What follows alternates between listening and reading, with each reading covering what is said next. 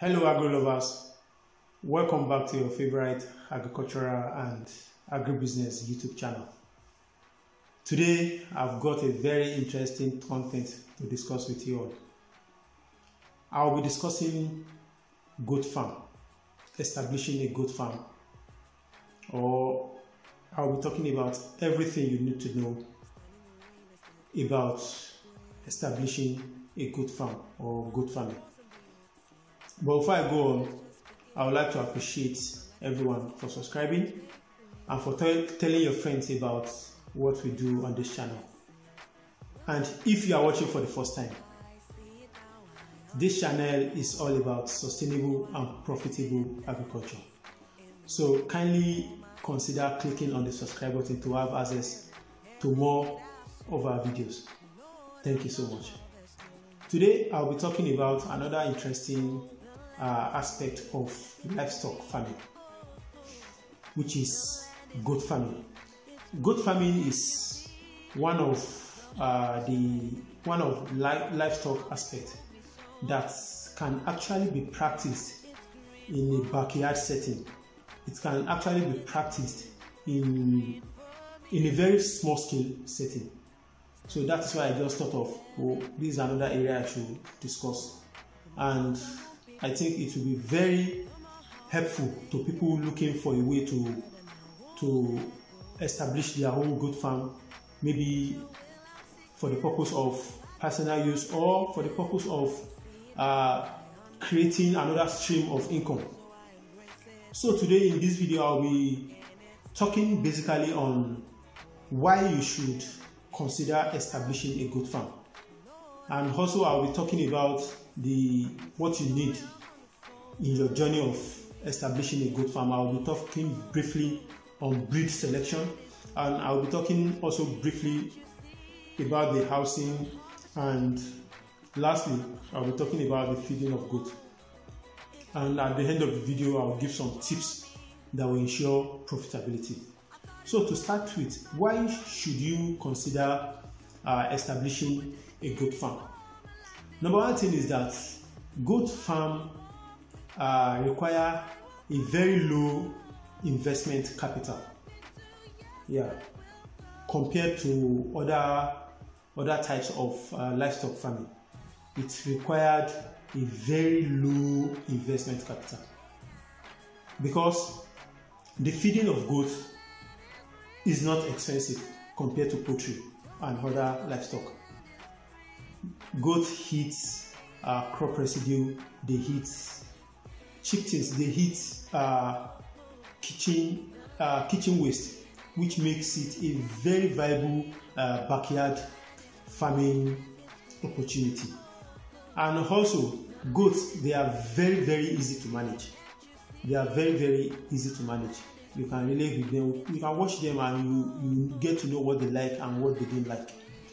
So that is that about that. And lastly, before I forget, there is ready market. There is ready market, and goat meat commands higher premium in the market.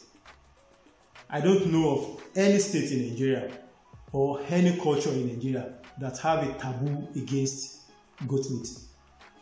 And when you go to restaurants, you will see that goat meat is in high demand, and it costs more than ordinary beef or fish.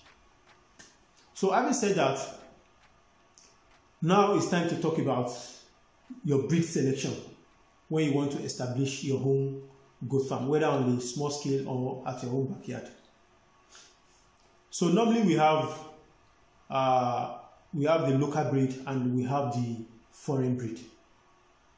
The common local breed in Nigeria, we have the West African dwarf, the normal short goat we used to see walking around in our areas, and also we have the Sokoto red, those red Hausa goats in the north. These are the normal popular local breed we have in Nigeria. And also we have some foreign breed. We have like Boa, we have Sainen, we have many of them like that. But I usually advise people, if you want to start your own goat farm, start with the local breed. The reason being that the local breed, they don't have problem settling in or acclimatizing with the environment. They are son of the soil. Let me put it that way. They are indigenous of Nigeria, so the weather is not strange to them. So settling in your farm will not be a problem to these animals. That is one part about it. And actually, if you have interest in foreign breed, you can actually bring them in and a kind of mix them, have a mixed breed, mate them with your local breed. Then you have a very sustainable farm, because you'll be combining the desirable characteristic from the foreign breed and the ruggedity of the local breed to have a mixed breed that will combine the both characteristics. So that is that about selection. And last thing about selection, when you want to buy the foundation goat, I call it the foundation goat. Yeah, the first set of goats you want to use in settling up your goat farm. It is very advisable that you buy healthy, strong, and well-fed goats. If you are not buying from a farm, if you want to go and buy from the open market, there are several things you should look out for. For example, never buy goats with wet tail, or a very dirty anus, or a stained tail with faces. It's a very clear sign of disease. Another thing is that don't buy goats with mouth discharge. Goat that is having a very wet mouth or something of that nature. Never buy those kind of goat to start your farm. It's a sign of disease also. Another thing to look out for is the coat. By saying coat, I mean the skin of the goat you want to buy. Always look out for goat with a very shiny skin, a very glossy and shiny skin. Another thing is you look at the hoof. You look at the hoof. If the hoof is so much in tattered shape, don't go for it. And lastly, you look at the eye. The eye of an healthy goat must be very clear and a little bit reflective, shiny somehow. So, and when you are looking out to buy a male goat, especially a male goat should be aggressive in a sense, and a female goat is expected to be a kind of docile, not a docile of sickness. Should be docile, because this is what is very important in mating. So having said that, the housing requirement of goat for people who wants to practice goat farming in their backyard or on a small scale, you don't actually need a very sophisticated housing system. You don't need a complicated housing system for goats. All you need is a structure that will prevent your goat from rain, and that will prevent them from, let me say, wind also, and other harsh weather elements. Because goats, they are very, very sensitive to cold. Pneumonia is one of the most common disease among goats. So you have to do everything possible to prevent them from cold. So you don't need a sophisticated, you just need a place well covered and have a kind of protection from snake and rodent. So, and also you have to practice the spraying of the environment sometimes, and also make sure the floor is well floored, and you ensure that there is no room for gathering of water or dirt in where they stay. So about the feeding, as we all know, goats, they are kind of utility animal in this sense, in the sense of feeding. Because many people will tell you goats, oh, they will eat anything, give them anything. Yes, they are actually correct, but you have to be careful about what you give them and how you give them. Goats are very picky in the sense of eating. So when you want to feed your goat, don't don't feed them on the floor. It's not good. Number one thing is that you'll be wasting